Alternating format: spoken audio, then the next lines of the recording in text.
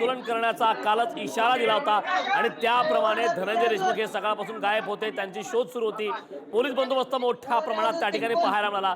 मस्साजोगचे संपूर्ण गावकरी हे त्या ठिकाणी आहेत। आज सकाळपासून ते गायब झाले होते अशी चर्चा होती। धनंजय यांनी टावरवरून उडी मारून आत्मदहन करण्याचा इशारा देखील, आत्महत्या करण्याचा इशारा रविवारी दिला होता म्हणजे काल। त्यामुळे आता बीड पोलिसांनी मोबाईल टॉवरच्या शेजारी बंदोबस्त ठेवला होता। मात्र आता धनंजय देशमुख यांना अखेर मनधरणी करण्यात मनोज जरांगे पाटील हे यशस्वी झाले आहेत। मनोज जरांगे पाटील यांनी फोनवरून संवाद साधत धनंजय देशमुख यांना खाली उतरण्याचे विनंती केली आहे।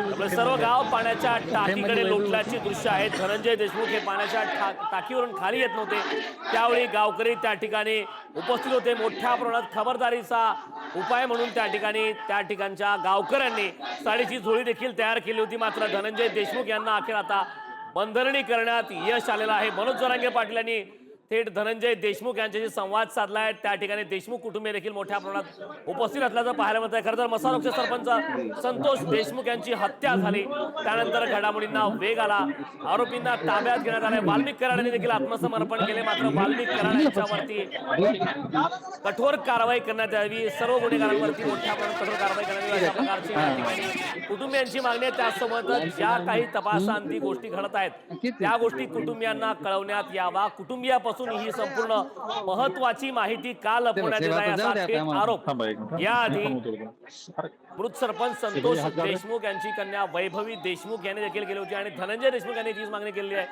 मस्साजोगचे गावकरी